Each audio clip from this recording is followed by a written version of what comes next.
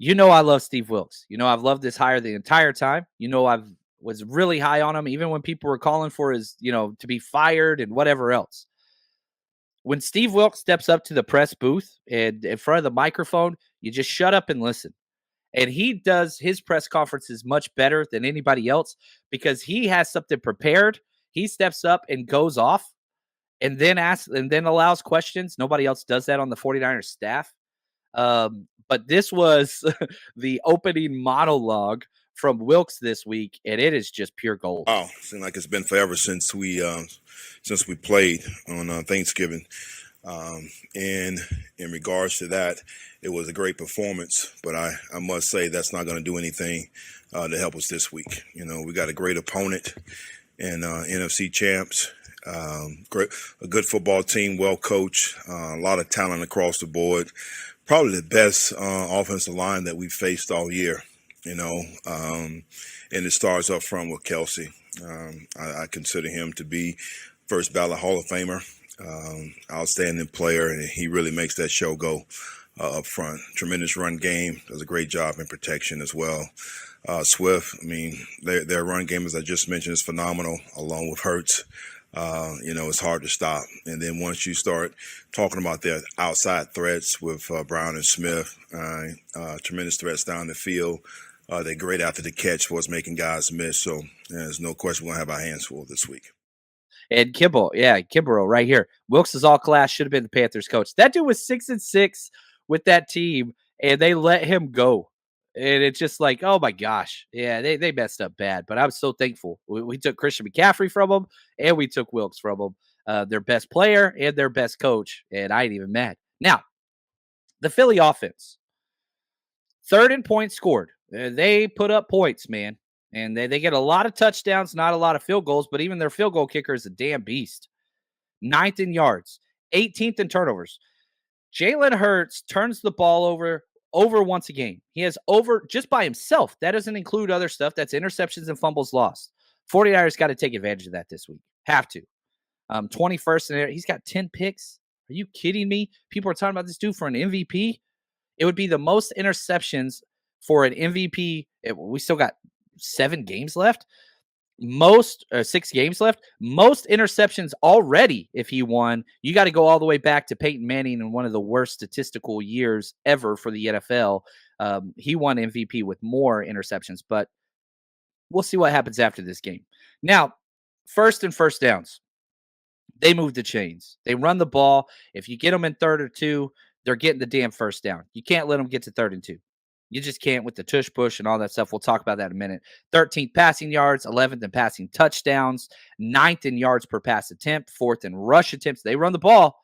Mobile quarterback, whether it's a running back, which they got a whole stable.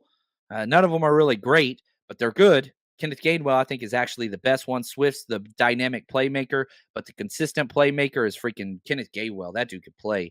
4th in rush touchdowns, 8th in rush yards, 16th in rush yards per attempt. And again, they get 4.2 yards per attempt, but they just keep running it. 3rd in 3rd downs, 1st and 4th down conversions. That's what they do. And that is one of the secrets of this team is they play 4-down football. If they get 3rd and 2, they will quarterback sneak that damn thing twice. And so here's Kyle Shanahan just talking about the Eagles offense and that tush push and kind of, what to do about it. And I kind of agree with him. Keep them out of those situations first and foremost. I know it's possible to stop, but I think it's pretty proven that it's extremely hard. So you try to keep them out of those situations. And they do such a good job of balancing everything out with the dropbacks, the play actions, the RPOs, the quarterback run game, the regular run game. So it's really impossible to stay ahead of them in terms of who has the chalk last. And they got a lot of answers in their run game and stuff, which could put him in some pretty good situations. So you got to be able to weather the storm when they get you. Let it be a first down and not a touchdown. Play very disciplined, very sound. And when you get your opportunity to make plays, you can't miss them. Yeah, and so you got to keep them out of that.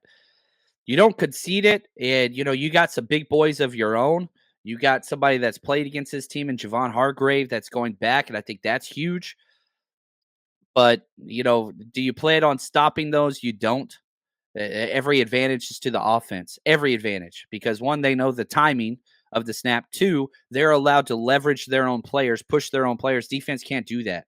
So you have two gigantic disadvantages.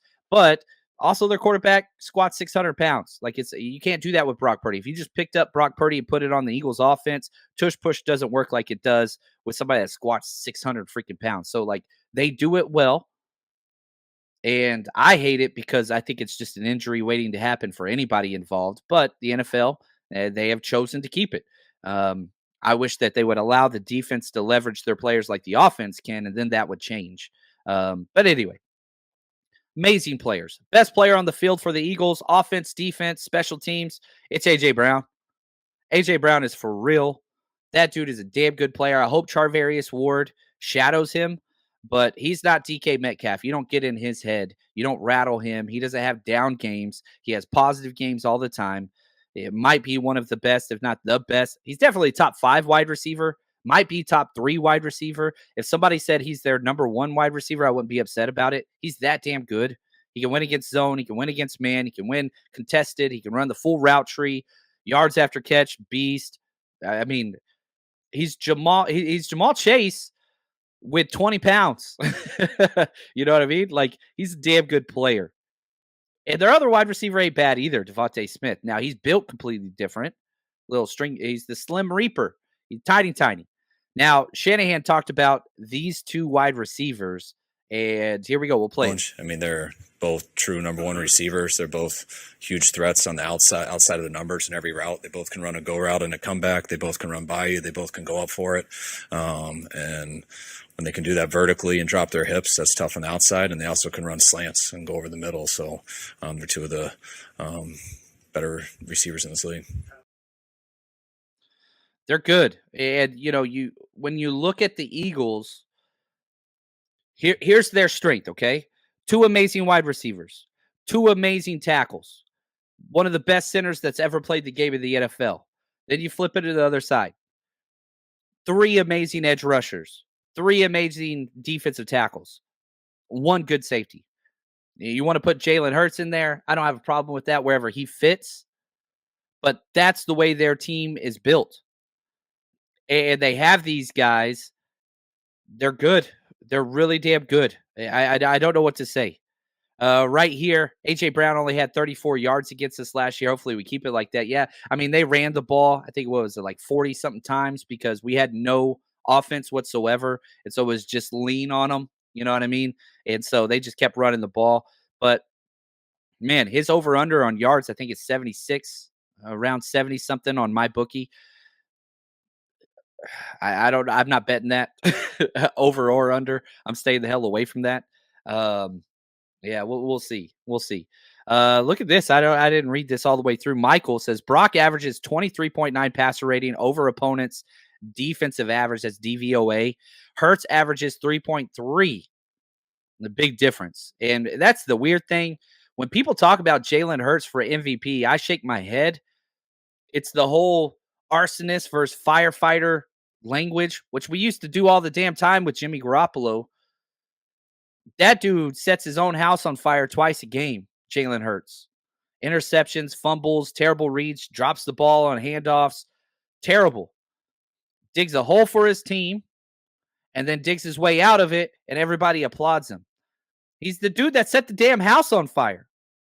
That's great you put it out. You started it. Jalen Hurts is a great player. He's great, and he's in the best system for him. And shout out to Nick Sirianni. They figured out how to make this work for him. But if somebody says Brock is surrounded by tools, and that's why he is what he is, and then you compliment Jalen Hurts, you're a dumbass. I'm sorry. I shouldn't have said that. But that's just the way it is. He has the best offensive line maybe in the past decade of the NFL, and is still averaging over a turnover a game? Come on, man. Come on. Like, you cannot say Brock Purdy isn't the MVP because of the tools around him. Then you look at the best offensive line, Brown, freaking Devontae Smith. Are you kidding me? Anyway, people are not smart. Now, and again, A lot of people are smart, and if you're watching this show, I think you're part of one of those. I'm sorry, I probably shouldn't have said that either. But here is RDC, and this comment, mm, I don't know if this is bulletin board material.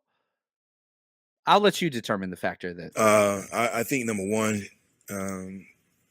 just as a person, I don't know him personally, so don't take this wrong. I think he just shows a lot of poise, very confident. You can see that over the years and what he's been able to accomplish. Has a great command of that offense, and as we've seen the last couple of weeks, he has the ability to never be out of it. He can bring those guys back. I think they do a great job in really putting him in position to be successful. You know, no slight to this offense because it's phenomenal, but you know, it's a RPO college type deal. So you know, there's certain reads that they tell him to look for. That's why we got to do a great job on the back end and not tipping those reads off. Yeah, I mean, he basically said this is like the most simple offense we'll ever play against. And they have to do that, not necessarily because Hurts isn't smart. He is. I like Hurts. I really do like him. I love his press conferences. I love who he is as a person. I love who he is as a teammate. I just can't stand somebody say that dude belongs in the MVP race and then not saying the same thing about Brock Purdy. It's different. Like, come on, man. Like, let's be real. Brock Purdy's running the most complex offense in the NFL. Jalen Hurts is running the most simple offense in college football. Come on. With elite all around him. You put John Chapman behind the best offensive line in the NFL, I'm going to do some damage. Probably not. but you know what I mean? Like, come on. Now, my favorite matchups of this game, and shout out to Coach Cruz because he went through and he did this practice with me for the first time, and I freaking loved it. We do 3 matchups on each side of the ball. So for the 49ers offense, our best advantage, their best advantage, best blue chip matchup, best on best, right? So for offense, I said their best is Jalen Carter, their rookie, versus Jake Brendel. That's their best. And Jalen Carter already kind of came out and talking a little trash, which I ain't mad at. Coach Cruz agreed with me. He put his up before I did mine. We had the same one. So I tried not to look at his and I did mine. I did see his first one. Now, our best advantage, oh my gosh, CMC and George Kittle versus their linebackers. They are terrible. And Coach Cruz said CMC versus Morrow, their other linebacker. But, man, their linebackers and corners are trash. Debo's right. Ayuk's right. You could cook the hell out of them, but you can't in the running game to do it. You got to stay who you are. Blue chip, best on best. Trent Williams versus, Josh Sweat and Reddick. That's awesome. And Cruz said Ayuk versus Slay. I don't see Slay as a top 15 corner, so that's why I didn't put that one. But Slay has been that. Those are the offensive best matchups. Defensives, their best matchup, A.J. Brown versus anybody. Hopefully it's, Charvarius Ward there. And that's what Coach Cruz went with was Ward versus A.J. Brown. A.J. Brown's that good. A.J. Brown is that good. Us, Gibson versus Stoll. I love that matchup. Like, their tight end's not good. Jack Stoll's more of a blocker, but Gibson could take him away easy. Cruz said Warner versus Swift. I don't disagree with that at all. Blue chip. This is where Coach Cruz said Nick Bosa versus Jordan Mailata. I think that's their best tackle. I think he's better than Lane Johnson. Lane Johnson just false starts all the time. Hopefully they get that under control. But the career that Lane Johnson has built is incredible.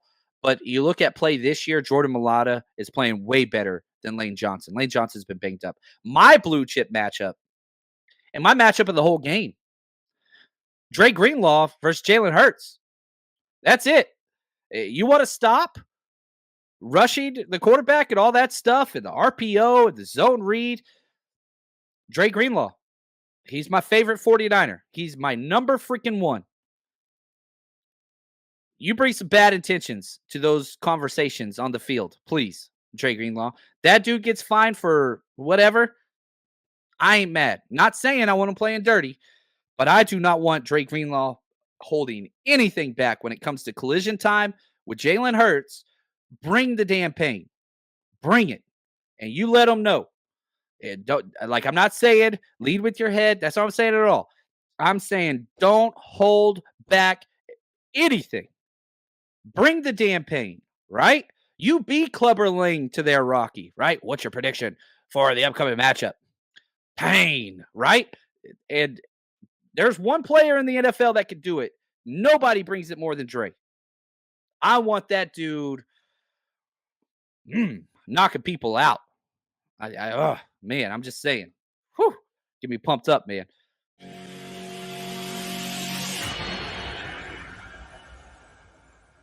The 49ers Rush Podcast.